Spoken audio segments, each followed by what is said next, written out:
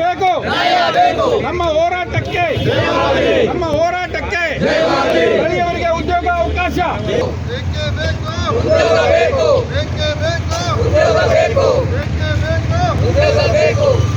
ಸ್ಥಳೀಯರಿಗೆ ಮೊದಲು ಅವಕಾಶ ಕೊಡಬೇಕು. ಮಹಾಗಣಪತಿ ಪಾದಕ್ಕೆ ನಮಸ್ಕರಿಸುತ್ತಾ ಇವತ್ತು ನಾವು ಎಲ್ಲ ಸಂಘ ಸಂಸ್ಥೆಯಿಂದ ಕಾರವಾರ ಒಂದು ಜನತೆಯ ಪರವಾಗಿ ಈಗ 1987ರಲ್ಲಿ ಪ್ರಾರಂಭವಾದಂತಹ ಕೈಗಾ ಅಣು ಸ್ಥಾವರ ಇವತ್ತಿಗೆ ಸುಮಾರು ಒಂದು 30 ವರ್ಷ ಪೂರೈಸ್ತಾ ಇದೆ. ಆದ್ರೆ ಬಹಳಷ್ಟು ಮೋಸ ಆಗ್ತಾ ಇದೆ ನಮ್ಮ ಕಾರವಾರ ಜನತೆಗೆ. ಏನ್ ಮೋಸ ಅಂದ್ರೆ ಸ್ಥಳೀಯರಿಗೆ ಉದ್ಯೋಗ ನೀಡ್ತಾ ಇಲ್ಲ. ಇವತ್ತು 1, 2 ಆಯ್ತು, ಘಟಕ 2, 3 ಆಯ್ತು, 4, 5 ಆಯ್ತು, 4 ತನಕ ಆಯ್ತು, ಈಗ 5, 6ರಲ್ಲಿ ಕೂಡ ನಮ್ಗೆ ಮೋಸ ಆಗ್ತಾ ಇದೆ. 5, 6ರಲ್ಲಿ ಮೆಗಾ ಕಂಪನಿಯವರು ಸುಮಾರು 34,000 ಕೋಟಿ ಬಜೆಟ್ ಅನ್ನ ಈ ಒಂದು ಮೆಗಾ ಕಂಪನಿಯವರು ಈ ಒಂದು ಸ್ಥಾವರನ ನಿರ್ಮಿಸ್ತಾ ಇದ್ದಾರೆ. ಆದ್ರೂ ಕೂಡ ಸ್ಥಳೀಯರಿಗೆ ಒಂದು ಉದ್ಯೋಗದ ಭರವಸೆ ನೀಡಿದ್ರು ಕೂಡ ಉದ್ಯೋಗ ನೀಡ್ತಾ ಇಲ್ಲ. ಅದಕ್ಕೋಸ್ಕರ ನಾವು ಈ ಒಂದು ಪಾದಯಾತ್ರೆಗೆ ಅಂದ್ರೆ ಕಾರವಾರದಿಂದ ಕೈಗಾ ಚಲೋ ಪಾದಯಾತ್ರೆಗೆ ನಾವು ಹಮ್ಮಿಕೊಂಡಿದ್ದೇವೆ. ಕೈಗಾದವ್ರಿಗೆ ಎಷ್ಟೇ ಹೇಳಿಕೆ ನಾನು ಇಷ್ಟಪಡ್ತಾ ಇದ್ದೇನೆ. ಏನಂದ್ರೆ ಇವತ್ತು ನಾವು ಭೂಮಿ ಮಠ ಮನೆಯನ್ನ ಕಳ್ಕೊಂಡಿದ್ದೇವೆ. ಆದ್ರೆ ನೀವು ನಮ್ಗೆ ಏನ್ ಕೊಟ್ಟಿದ್ದೀರಿ? ಇವತ್ತು ನಮ್ಮ ಯುವಕರು ಇವತ್ತು ಗೋವಾ ಮತ್ತೆ ಬೆಂಗಳೂರು ಕಡೆ ಹೋಗ್ತಾ ಇದ್ದಾರೆ. ಆದ್ರೆ ಪಾಪ ತಂದೆ ತಾಯಿಗೆ ನೋಡ್ಲಿಕ್ಕೆ ಮಕ್ಕಳಿಲ್ಲ ಅಂತ ಪರಿಸ್ಥಿತಿ ನಮ್ಮ ಕಾರವಾರದಲ್ಲಿ ಉದ್ಭವವಾಗಿದೆ. ಹೊರ ರಾಜ್ಯದಿಂದ UP, ಬಿಹಾರಿ ಮತ್ತೆ ಆಂಧ್ರ, ಕೇರಳದವ್ರು ಬಂದ್ಕೊಂಡು ನಮ್ಮ ಕಾರವಾರದಲ್ಲಿ ಕೈಗಾದಲ್ಲಿ ಕೆಲಸ ಮಾಡ್ತಾ ಇದ್ದಾರೆ. ಇದು ನಮ್ಗೆ ನಾಚಿಕೆಯ ಸಂಗತಿ ಅಂತ ಹೇಳಿಕ್ಕೆ ಇಷ್ಟಪಡ್ತಾ ಇದ್ದೀನಿ. ಯಾಕಂದ್ರೆ ಇವತ್ತು ನೋಡಿ ನಾವೆಲ್ಲ ಭೂಮಿ ಕಳೆದುಕೊಂಡ್ರು ಕೂಡ ನಮ್ಗೆ ಒಂದು ಯಾವುದೇ ಇದಿಲ್ಲ, ಅಂದ್ರೆ ಒಂದು ಉದ್ಯೋಗದ ಭರವಸೆ ನೀಡಿದ್ರು ಕೂಡ ನಮ್ಗೆ ಸಿಗ್ತಾ ಇಲ್ಲ. ಅದಕ್ಕೋಸ್ಕರ ನಾವು ಇವತ್ತು ಪಾದಯಾತ್ರೆಗೆ ಹಮ್ಮಿಕೊಂಡಿದ್ದೇವೆ. ಅಷ್ಟೇ ಅಲ್ಲದೆ ಇವತ್ತು ವಿದ್ಯಾರ್ಥಿಗಳಿಗೆ ಇವತ್ತು ಈ ಪರೀಕ್ಷೆ ಕೂಡ ಅವರು ಹೊರ ಜಿಲ್ಲೆಗೆ ಮಾಡಿದ್ದಾರೆ. ಆ ಹೊರ ಜಿಲ್ಲೆಯ ವಿರೋಧ ಕೂಡ ನಮ್ಮಲ್ಲಿದೆ. ಯಾಕಂದ್ರೆ ಪಾಪ ನಮ್ಮ ಇಲ್ಲಿ ಭೂಮಿ ಕಳೆದುಕೊಂಡು ನಮ್ಮ ವಿದ್ಯಾರ್ಥಿಗಳು ಹೊರ ಜಿಲ್ಲೆಗೆ ಹೋಗುದು ಎಷ್ಟು ಅಂದ್ರೆ ಇದಕ್ಕೆ ಎಷ್ಟು ಏನ್ ಹೇಳ್ಬೇಕು ಅಂತ ಕೇಳಿಕ್ಕೆ ನನಗೆ ಪ್ರಶ್ನೆನೇ ಇಲ್ಲ. ಅದಕ್ಕಾಗಿ ನಾನು ಹೇಳ್ತಾ ಇದ್ದೇನೆ, ಇನ್ನು ಮುಂದೆ ಯಾವುದೇ ರೀತಿ ಕೂಡ ಈ ರೀತಿ ನಮಗೆ ಮೋಸ ಆಗಬಾರ್ದು. ಒಂದ್ ವೇಳೆ ಆದ್ರೆ ನಾವು ಮುಂದಿನ ದಿನಗಳಲ್ಲಿ ಕಾರವಾರ ಬಂದ್ ಮಾಡ್ತೇವೆ. ಕಾರವಾರ ಬಂದ್ ಚಳುವಳಿ ಕೂಡ ನಾವು ಹಮ್ಮಿಕೊಳ್ಳಿಕ್ಕೆ ರೆಡಿ ಆಗಿದ್ದೇವೆ ಅಂತ ಹೇಳಿಕೆ ನಾನು ಇಷ್ಟಪಡ್ತಾ ಇದ್ದೇನೆ. ಕೂಡ 15ರಿಂದ 20 ದಿವಸ ನಿಲ್ಬೇಕಾಗತ್ತೆ ಅಂತ ಪರಿಸ್ಥಿತಿ ಇದೆ. ಅದಕ್ಕಾಗಿ ಅವ್ರಿಗೂ ಕೂಡ ನಾನು ಹೇಳ್ತಾ ಇದ್ದೇನೆ, ಕೈಗಾ ಅನುಸ್ಥಾವರದ ಯಾರು DME ಯಾರೋ ಬರ್ತಾ ಇದ್ದಾರೆ. ಅವರು ಬಂದಾಗ ಕೂಡ ಅದೇ ದಿವಸ ಸೋಮವಾರ ಬರ್ತಾ ಇದ್ದಾರೆ. CMD ಅವರು ಬರ್ತಾ ಇದ್ದಾರೆ. CMD ಬಂದಾಗ ನಾವು ಈ ಪ್ರಶ್ನೆನ ಅವ್ರು ಕೇಳ್ತಾ ಇದ್ದೇವೆ, ನೀವು CSR 2% ಫಂಡ್ ಏನ್ ಮಾಡ್ತಾ ಇದ್ದೀವಿ ಅಂತ ನಾವು ಅವ್ರಿಗೆ ನೇರವಾಗಿ ಪ್ರಶ್ನೆ ಕೇಳ್ತಾ ಇದ್ದೇವೆ. ಯಾವುದೇ ಕೂಡ ಸವಲತ್ತು ನಮ್ಮ ಸ್ಥಳೀಯರಿಗೆ ನೀಡದೆ ಇವರು ಬೇರೆ ರಾಜ್ಯದಲ್ಲಿ ಬೇರೆ ಜಿಲ್ಲೆಗೆ ಇವರು CSR ಫಂಡ್ ಅನ್ನ ಹಾಕ್ತಾ ಇದ್ದಾರೆ ಅಂತ ನಾವು ನ್ಯೂಸ್ ಇದೆ. ಅದಕ್ಕಾಗಿ ಆದಷ್ಟು ಬೇಗ ಅಲ್ಲಿ ಒಂದು ಆಸ್ಪತ್ರೆ ಸುಧಾರಣೆ ಆಗಬೇಕು, ರಸ್ತೆ ಸುಧಾರಣೆ ಆಗಬೇಕು, ಇಲೆಕ್ಟ್ರಿಕಲ್ ಲೈಟ್ ಹಾಕಿ ವಿದ್ಯುತ್ ಅಲಂಕಾರ ಆಗಬೇಕು. ಅಲ್ಲಿ ಒಂದು 18 ಕಿಲೋಮೀಟರ್ ವ್ಯಾಪ್ತಿ ಅಂತ ಹೇಳಿದ್ರೆ 18 ಕಿಲೋಮೀಟರ್ ಅಷ್ಟೇ ಅಲ್ಲ, ಕಾರವಾರಕ್ಕೂ ನೀವು ಬರಬೇಕು, ಕಾರವಾರನ ಇಂಪ್ರೂವ್ಮೆಂಟ್ ಮಾಡ್ಬೇಕು ಅಂತ ಹೇಳ್ಕೊಂಡು ನಾನು ಹೇಳ್ತಾ ಇದ್ದೇನೆ. ಯಾಕಂದ್ರೆ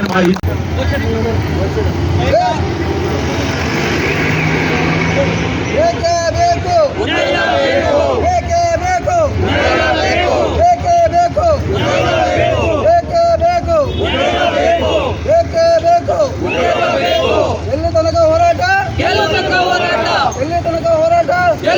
ಹೋರಾಟ, ಎಲ್ಲಿ ತನಕ ಹೋರಾಟ. ಕೈಗಾ ಪಾದಯಾತ್ರೆಗೆ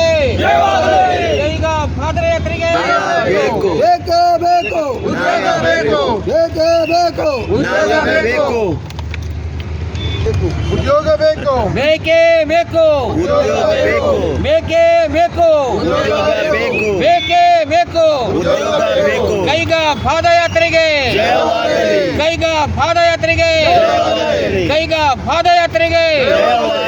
ಅವಕಾಶ सिगलेबेको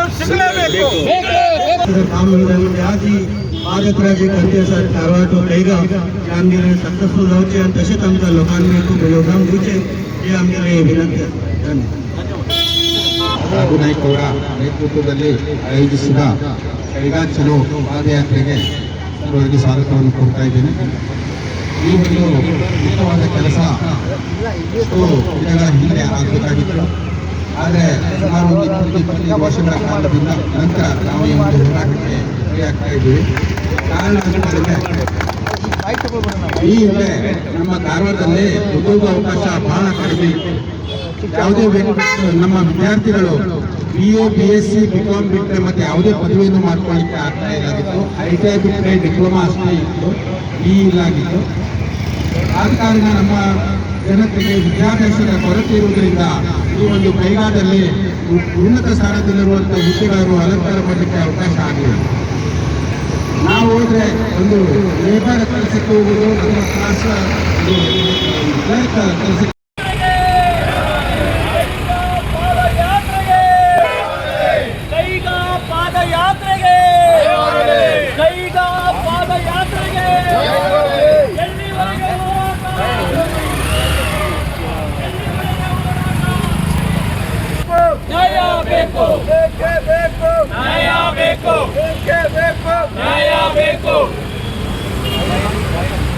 ಸೈಡ್ ಇಂದ ಕೈಗ ಪಾದಯಾತ್ರೆಗೆ ಕೈಗ ಪಾದಯಾತ್ರೆಗೆ ಕೈಗ ಪಾದಯಾತ್ರೆಗೆ ಎಲ್ಲಿವರೆಗೆ ಹೋರಾಟ ಎಲ್ಲಿವರೆಗೆ ಹೋರಾಟ ಎಲ್ಲಿವರೆಗೆ ಹೋರಾಟ ಎಲ್ಲಿವರೆಗೆ ಹೋರಾಟ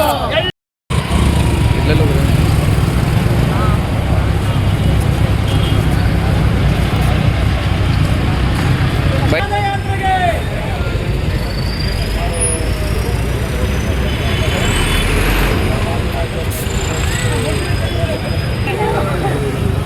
ನಮ್ಮ ಹೋರಾಟ ಹೋರಾಟ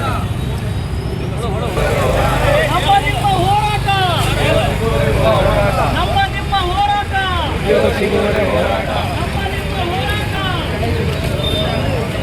ಫಾಸ್ಟ್ ಇದೆ ಸ್ಲೋ ಇವ್ರೆ ಎಲ್ಲಿವರೆಗೆ ಹೋರಾಟ ಉದ್ಯೋಗ ಸಿಗುವವರೆಗೆ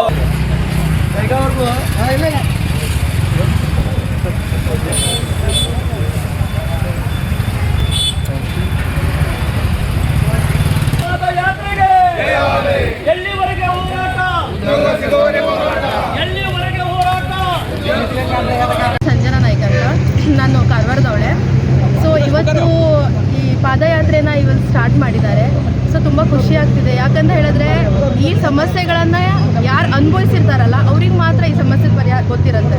ಯಾಕಂದರೆ ನಾನು ಇಷ್ಟು ವರ್ಷ ಈಗ 25 ಇಯರ್ಸ್ ನನಗೆ. ಇವನ್ ಸ್ಟಿಲ್ ನಾನು ಜಾಬ್ನ ಹುಡುಕ್ತಾ ಇದ್ದೀನಿ, ಉದ್ಯೋಗನ ಹುಡುಕ್ತಾ ಇದ್ದೀನಿ. ನಮಗೆ ಯಾವುದೇ ರೀತಿ ಉದ್ಯೋಗ ನಮಗೆ ಸಿಗ್ತಾ ಇಲ್ಲ. ಯಾಕೆ ಅಂತ ಹೇಳಿದ್ರೆ ಇಲ್ಲಿ ಬೇರೆ ಜನರು ಬಂದ್ಕೊಂಡು ಈ ಥರ ಮಾಡ್ತಾ ಇದ್ದಾರೆ. ಆ್ಯಂಡ್ ಸರ್ ಹೇಳಿದ ಪ್ರಕಾರ ಅದೂ ನಿಜಾನೇ. ಯಾಕಂತ ಹೇಳಿದ್ರೆ ನಮ್ಮ ಕಾರವಾರ ಜನರಿಗೆ ಜಾಬ್ ಇಲ್ಲ ಇಲ್ಲಿ.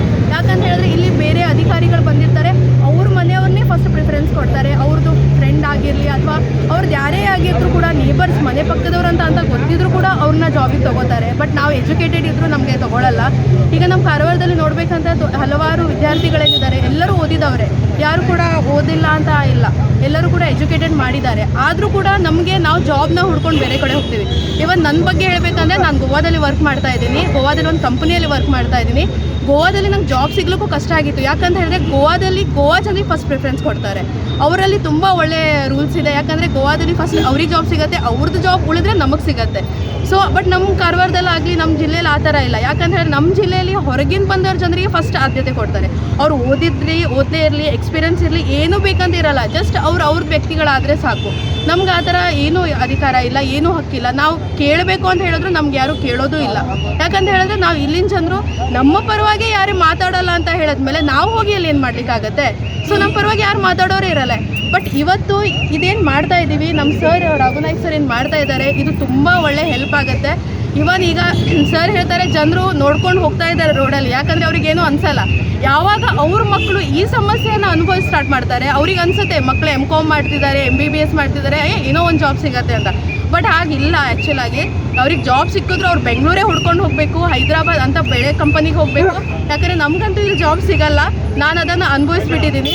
ಮತ್ತು ವೈದ್ಯಕೀಯದ ಫೆಸಿಲಿಟಿ ಇಲ್ಲ. ಯಾಕಂತ ಹೇಳಿದ್ರೆ ವೈದ್ಯಕೀಯ ಫೆಸಿಲಿಟಿಯಲ್ಲಿ ಕೂಡ ನನ್ನ ಅಣ್ಣ ಕೂಡ ಕಿಡ್ನಿ ಡಯಾಲಿಸಿಸಿಂದನೇ ಕೂಡ ಸಾವನ್ನಪ್ಪಿದ್ದಾರೆ. ನಾಯಕರು ನಮ್ಮ ಕಾರವಾರ ಜನರ ಮಕ್ಕಳ ಭವಿಷ್ಯಕ್ಕಾಗಿ ಕಾರವಾರದಿಂದ ಕೈಗಾ ತನಕ ಪಾದಯಾತ್ರೆಯನ್ನು ಹಮ್ಮಿಕೊಂಡಿದ್ದಾರೆ. ನಮ್ಮ ಕಾರವಾರ ಮಕ್ಕಳು ನಿರುದ್ಯೋಗಿಯಾಗಿ ಕಲಿತುಕೊಂಡು ಕಾರವಾರ ಬಿಟ್ಟು ಹೋಗ್ತಾ ಇದ್ದಾರೆ. ಇದು ಒಂದು ಒಳ್ಳೆಯ ವಿಚಾರ. ಅವರ ಈ ಪಾದಯಾತ್ರೆ ಯಶಸ್ವಿಯಾಗಲಿ ಎಂದು ನಾನು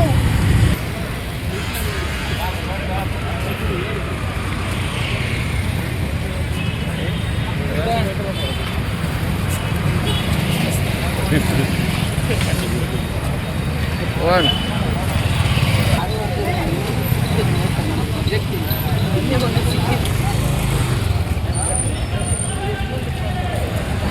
शॉर्ट घेता